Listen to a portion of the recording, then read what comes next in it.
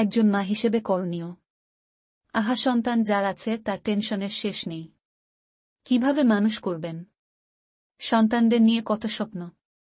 ছোট একটা বিষয় আলোচনা করব, সন্তানকে কিভাবে দিন শিক্ষা দিবেন।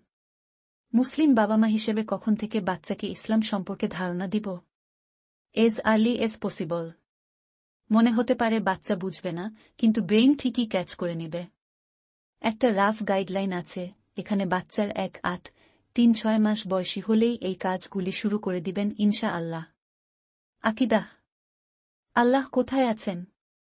তোমার রব কে? কে তোমাকে বানিয়েছেন?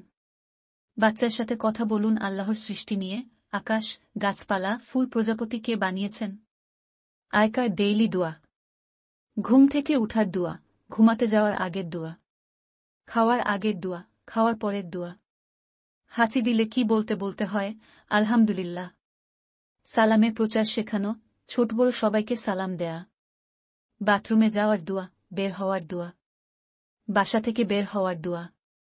সব কাজ করার আগে বিসমিল্লাহ বলা। যে কোনো কাজ করব বলার আগে ইনশা আল্লাহ বলা। সুন্দর কিছু দেখলে মাশা আল্লাহ বলা। কোনো কিছু গিফট পেলে জায়াকাল্লাহু খাই বলা। কুরআন। রেগুলার কুরআন বাচ্চাকে সাথে নিয়ে পড়ুন। বাচ্চা পাশে বসে থাকতে পারে। ঘুমানোর আগে আয়াতুল কুরসি, সূরা ফাতিহা, কুলযুক্ত সূরা বাচ্চাকে সাথে নিয়ে পড়েন। খুব দ্রুত দেখবেন বাচ্চা আপনার সাথে পড়ছে। আখলাক। খাবার এবং পানি ডান হাতে খাওয়া, বসে খাওয়া এবং বিসমিল্লাহ বলে খাওয়া। যে কোনো কাজ করার আগে বাবা মায়ের পারমিশন নেয়া, প্লিজ বলতে শেখানো। ভুল হলে সরি। যত ছোট বয়সী হোক, পোশাক বদলানোর সময় লজ্জার ধারণা দেয়া। অন্যদের সামনে বাচ্চার ডায়াপার চেঞ্জ করবেন না। আড়াল রাখুন। শেয়ারিং শেখান। যে কোনো কিছু অন্যদের সাথে শেয়ার করলে প্রশংসা করুন। ভালো কাজগুলোকে এপ্রিশিয়েট করুন এবং এভাবে রিলেট করুন, আল্লাহ এটা পছন্দ করেন, রসূল সাল্লাল্লাহু আলাইহি ওয়াসাল্লাম এভাবে বলেছেন। সিরাহ। রসূল সাল্লাল্লাহু আলাইহি ওয়াসাল্লাম এবং সাহাবীদের গল্প বলুন। ছোট হাদিসগুলো গল্পের মতো করে বলুন। কুরআনের ঘটনাগুলো নিজের ভাষায় গুছিয়ে বলুন। ইবাদাহ। নামায় বাচ্চাকে সাথে নিয়ে পড়ুন। না দাঁড়ালেও খেলার এরিয়া যাতে আশেপাশে থাকে। সূত্র কৃতজ্ঞতা, confessionofmuslimmamaholic.com। বাবা মায়েদের জন্য টিপস। বাবা মায়েদের জন্য টিপস। এই বয়সী বাচ্চাদের ধরে বেঁধে শেখানোর কিছু নেই। নিজেদের লাইফে প্র্যাকটিস করলে বাচ্চারা দেখেই শিখবে।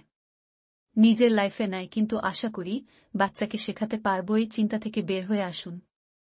আমি যদি চাই বাচ্চা ইসলামিক মাইন্ডের হবে, তাহলে আগে নিজেকেই সেই ছাঁচে গড়ে নিতে হবে। বাড়িতে নামায় পড়ার ক্ষেত্রে সূরা জোরে পড়তে পারেন, যাতে বাচ্চা শুনতে পায়। মাসনুন দোয়াগুলো বাচ্চাকে সাথে নিয়ে পড়ুন। বাচ্চারা শুনতে শুনতেই শেখে।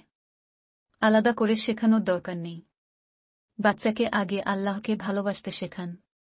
যেমন আল্লাহ রাগ করবেন, এটা বলার বদলে আল্লাহ এভাবে এভাবে করলে খুশি হবেন এরকম বলতে পারেন। তাকে জানান আল্লাহই সবচাইতে বেশি ভালোবাসে তাকে, এমনকি বাবা মায়ের চাইতেও। রসূল এর সুন্নাহর প্রতি ভালোবাসা গড়ে তুলুন। যে কোনো ব্যাপারে উনাকেই রোল মডেল করুন। সুস্থতা, অসুস্থতা আল্লাহর কাছ থেকে আসে, ধারণা দিন। যে কোন ধরনের ব্যথা পাওয়ায় বা অসুস্থতায় একমাত্রই আল্লাহই তাকে সুস্থ করবে এটা বোঝান।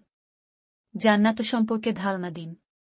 সেটা কত চমৎকার জায়গা সময়ে সময়ে বর্ণনা করুন, যাতে এই জায়গায় যাওয়ার ব্যাপারে বাচ্চার আগ্রহ মাথায় গেঁথে যায়।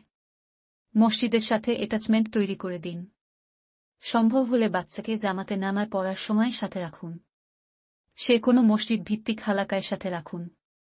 বাচ্চাকে ভালো মুসলিম হিসেবে গড়ে তোলার চেষ্টা করুন।